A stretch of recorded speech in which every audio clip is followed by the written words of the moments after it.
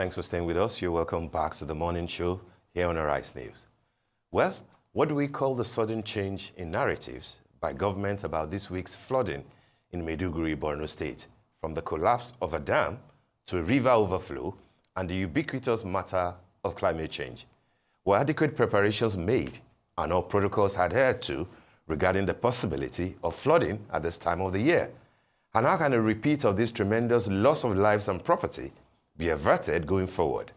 For a close look at all of that and more, we're now being joined from Arise Abuja studios by Dr. Michael Enahoro, a flood expert and social commentator and country commercial manager of Pula Advisors AG. Good morning, Mr. Enahoro. Good to have you join us on the morning show today. Good morning. How are you? Very well, thank you indeed. How are you too? All right. Not too bad, not too bad. I hope you're keeping warm and dry. We're trying, thank you very much. All right, let's talk about the very sad event that happened in Borno State in the course of the week. Definitely, as you know, many people have attested to, one of the worst that we have experienced in terms of flooding in recent times. But there are confusing sort of explanation as to the cause of that flooding. People had thought, and it was being reported initially, that the Alau Dam had an issue and was the main cause of the flooding. But the Honorable Minister for Water Resources and Sanitation addressed the media yesterday saying that there was no collapse of the dam and that what happened actually had to be the overflow of the river as a result of climate change. But many lives have been lost. Many people are still missing. The nation is basically mourning. The Vice President has been there and things have not improved substantially. What is your assessment of what has happened?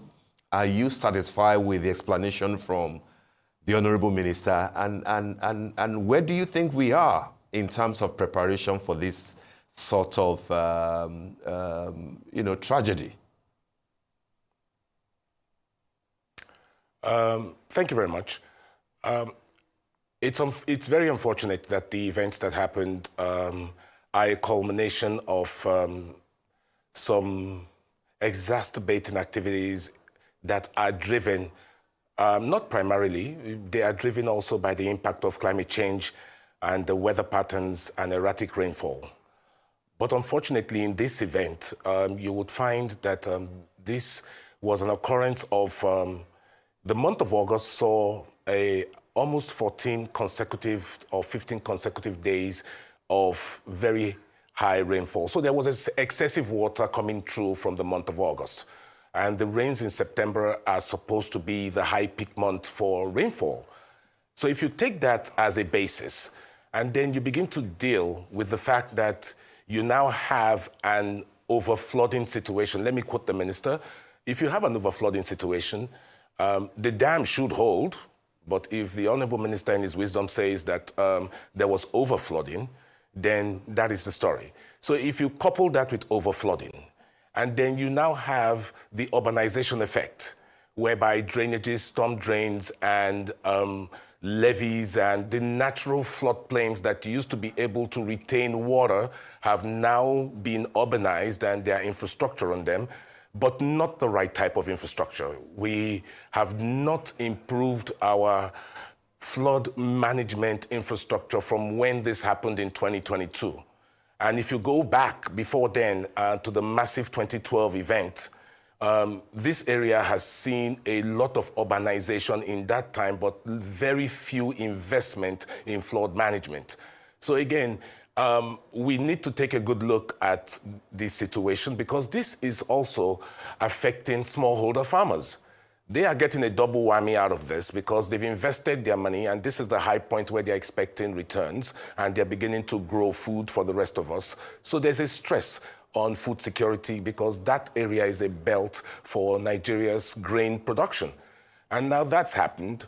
And now the farmers themselves are going to be out of pocket again because of the losses due to the strain of not having access to farmland. So again, it's a big problem for Nigeria, and Nigeria doesn't seem to have taken this situation, and we've learned and planned effectively enough since the events of 2012 and 2022. And I don't think we have the right infrastructure in place right now. And that's just a problem we begin to see.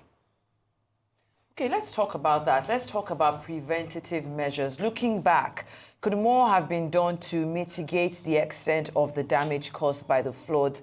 In terms of disaster preparedness, how effective are Nigeria's early warning systems for floods, especially in areas like Maiduguri?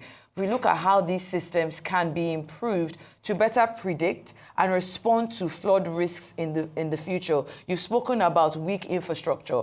What specific infrastructure policies or community-level interventions might have reduced the impact on lives and properties of the victims affected? Well, Nigeria has to start taking a serious look at the whole Allow Dam story. That's number one. Because again, if this is supposed to be our corresponding first line of defense, we need to do more in that area. So infrastructure improvement must happen. Levees and big areas where we can rechannelize water, rechannelizing the water, knowing that this is the path we have learned, we've got satellite imagery, we've got a lot of work that has been done by the Nigerian Hydrological Agency. Those guys have told us as far back as early April in the 2024 annual flood outlook. We knew this was coming. We knew. It's not something that took us by surprise because one of our agencies has said it's coming. We should have indemnified farmers and we should have created alarm systems in terms of putting them loudspeakers in every town, in every areas where siren can be blown, and then emergency information via text and telephone calls, automated telephone calls should be created. And so that everybody is forewarned as to what those type of things are. What are the evacuation points in terms of the state, so that we don't clog up the roads that's not built? Is the Nigerian army ready to begin to airlift clean water to people right now who are stuck on top of roofs and houses and communities that are highland and they can't move? What is our plan? We need to have a national strategy for dealing with this because climate change is here to stay and this is going to happen again. So we need to have an active engagement of all strata. It's not just policy driven. State governments have a role to play. Local governments have a role to play. Agencies must continue to talk to each other. If we had the flood reports as far back as April, and this is what happened without adequate response plans, then something is wrong somewhere. Thank you, sir. I really appreciate that you've brought out this flood report because the Nigeria Hydrological Services Agency released this 2024 annual flood outlook earlier. And in the high-risk flood areas, Borno was listed, as well as Adamawa, as well as Anambra. And looking forward, because you have said that this is going to happen again. The Cameroon is going to release their reservoirs, I believe, in the next 2 weeks. I believe about the 25th of this month is expected, and we're going to see further flooding. Do you believe that the government is doing anything right now to mitigate the impact of what that is going to do to states across the country? Of course, yes, they are. They are. This is not a situation to bash government. Let's just make that point clear. We are not here to bash government. Yes. Our role here is to say, look, this is happening, and we know NEMA and state governments have put in actions in place. The Presidential Committee on Floods, led by the Kogi State Governor, if I'm not mistaken, who is going to be one of the states that is going to face this, already has the mandate and the power to do what it needs to do. NEMA has already been doing a lot of stuff with the states. But this is not a word or paying lip service to this. There has to be, people have to start moving out of the way.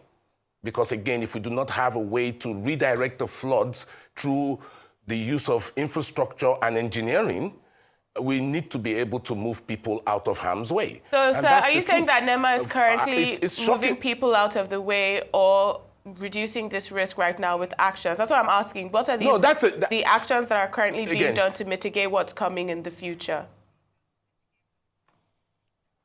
Except what we read in major mainstream media, I am not privy to what state governments have planned for their people, because it's at that level the execution is taking place. NEMA is providing, I know they are providing a lot more support because the federal government has mandated for that, and there is funding towards doing that. The question is, how is the country prepared for this, and who are the key drivers of this? Is this a promulgation or an executive statement from Mr. President saying, okay, we are now in emergency mode. Let everybody start doing their own action plans regarding this issue? Or are the state governors the executor primary that are supposed to begin to tell people in their environment what's coming? Because it is going to come. There is no dodging it. So if that is where we are right now, I think I am seeing a very lukewarm response. His Excellency, the Vice President, has kicked this off and said there will be action. I think we are beyond that, and think we need to have a state of emergency at this point, whereby we can begin to the entire country, including all citizens, have a responsibility to this. Drainages that are clogged up, you don't need government to come and tell you to clean your streets. Clean them and get those drainages free, because if you don't, you would work in water. People in Lekki and people up north and in major densely populated places like Ibadan, you need to clean your drainages, because if you don't, we would all pay for it. People who have built properties on places that you don't have to. We need to be able to be serious with ourselves and tell ourselves the truth.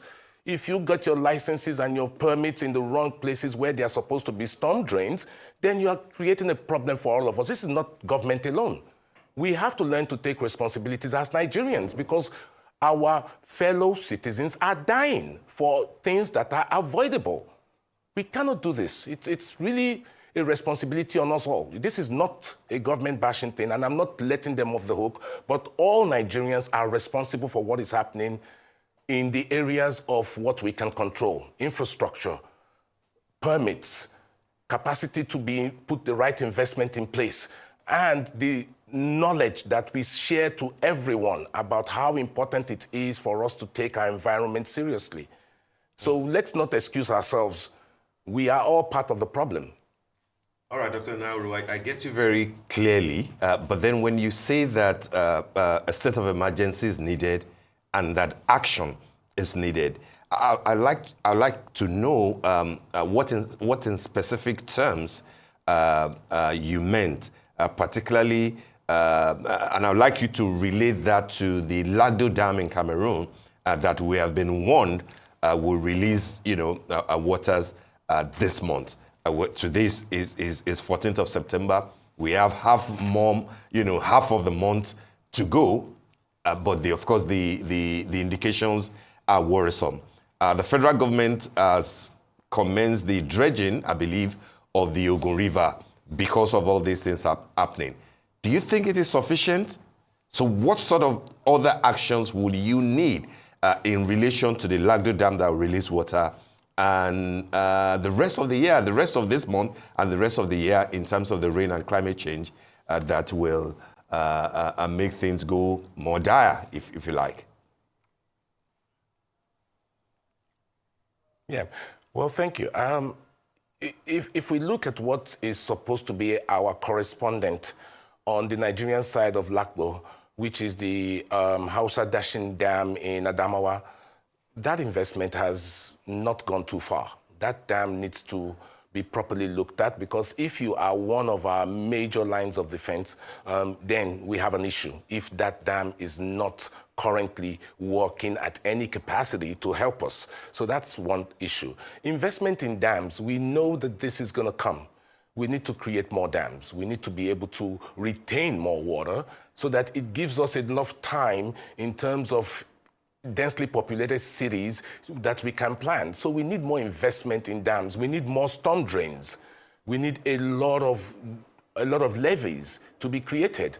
We need to be able to now look at this, go back in history. We've got satellite imagery over the last 20 years or 30 years that we can be able to predict a path and begin to now infrastructurally direct the water into areas where we can manage.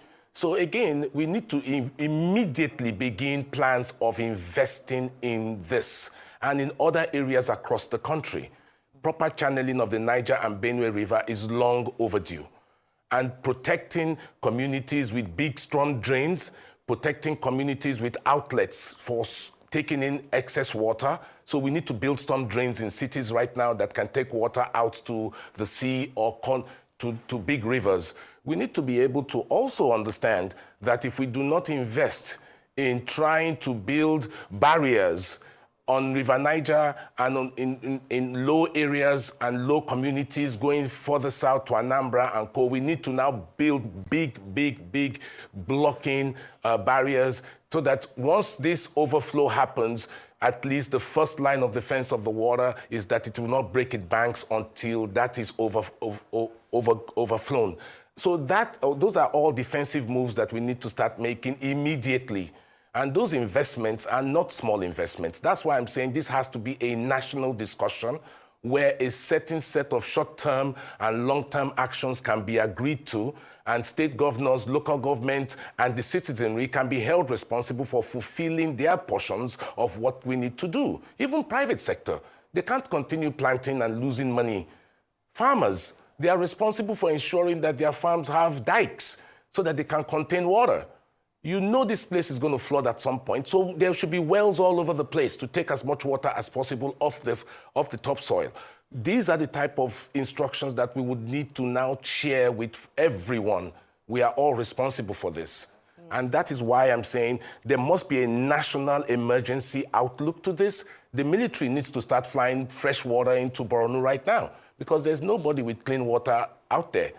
So we need to start airlifting food and medicine into those places. Nobody has that capacity other than the Nigerian military. And so this is something that we need to integrate into doing this at this point. Yes, and that's my point. It is not that this is what government should do. I can only suggest.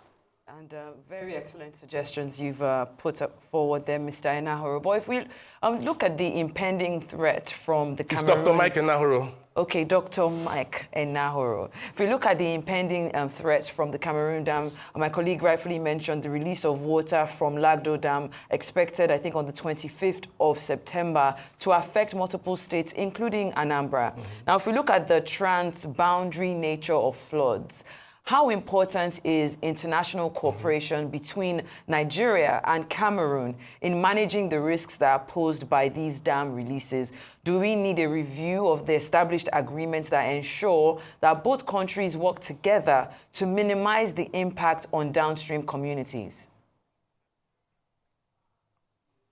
Okay, not holding brief for the Cameroonians, I think those type of conversations will not make sense. Because there is supposed to be on your side a corresponding water retention system. So even if they are going to release this, we know it's going to be released, then we should put in the investments on the other side as well. Because now what are we going to try to tell them to do? Because the same rains that hit us hit them as well. They've got their water retention system, and if that is going to overflow, if I use the Honorable Minister's words, if there is an overflow on their side, you can't stop it because this is the rainy season. So we need to have infrastructure investment on our side so that once that is released, there is, let me use the phrase of one of my friends, a catcher. And that catcher is size enough to be able to withhold the amount of water being released and more so that it allows us at least to be able to prepare better and actually release the water in quantities that we can manage on our side. Because the water must flow. There is no stopping the water. But we don't have the necessary infrastructure on our side to be able to retain once that water is released. And that's where I'm talking about an investment, a serious look at investing in flood management retention systems. Thank you, sir. Beyond flood... The conversation will not yield much.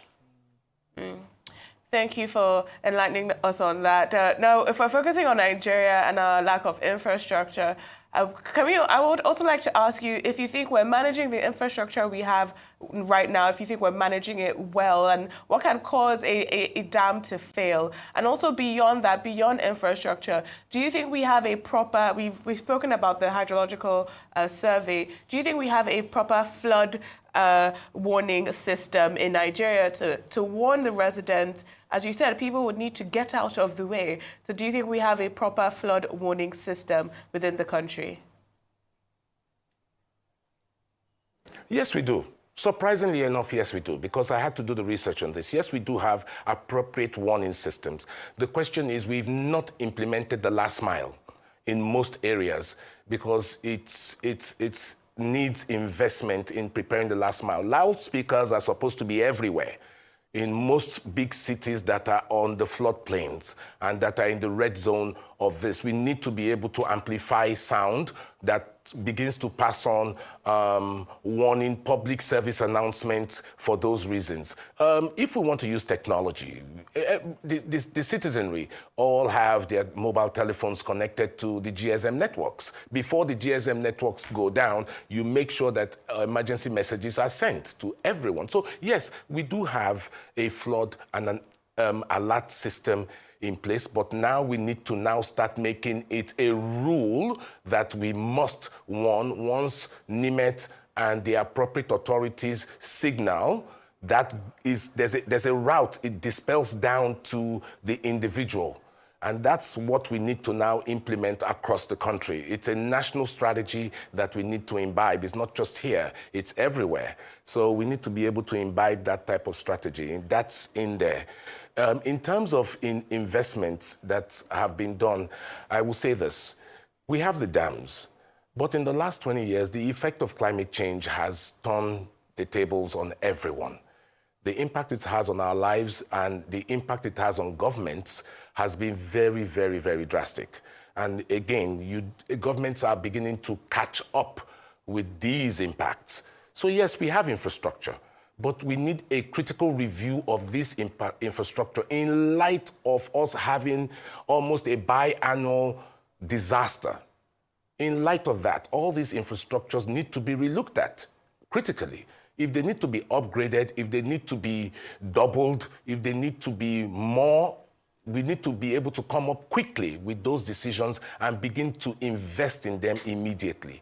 Those are critical decisions at a national level that must happen.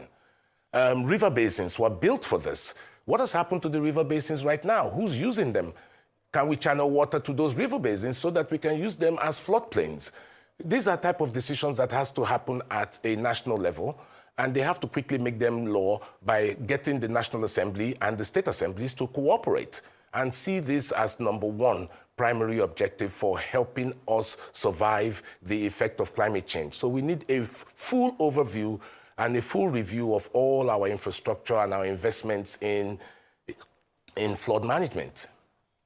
All right, Dr. Enahoro, before we let you go, I would like you to quickly address for us the idea of compensation to flood victims in Nigeria, and that was, we saw that in what the Vice President Kashim Shettima said, that federal government will continue to support. But we didn't hear him use the word compensation. We know that the IDP camp has been opened, but again, we didn't hear the word compensation. A lot of people tend to celebrate the Indian example of compensations for victims of flood, for farmers, for individuals, given the fact that the government there tends to accept responsibility, that when things like that happen, they take ownership, they take responsibility. People are dying. You referred to the 2022 flooding in Nigeria, and you know that how bad the statistics were. 612 people dead that time, killed, and 1.4 million displaced, 200,000 homes destroyed, and 110 hectares of farmlands destroyed. And nobody since that time has talked about compensation. Do you think that that's a foreign word in Nigeria as far as flooding is concerned? Well, you're absolutely correct. You're right.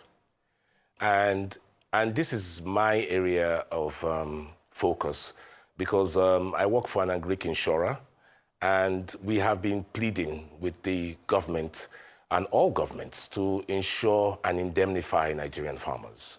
I don't know for the life of me why this has not happened. And it is not things. Every other country in the world today, pick any country, you will see that farmers are priority for them if you need to have food security. There is mostly no farmer that will go around farming unindemnified. Nigerian farmers are not indemnified.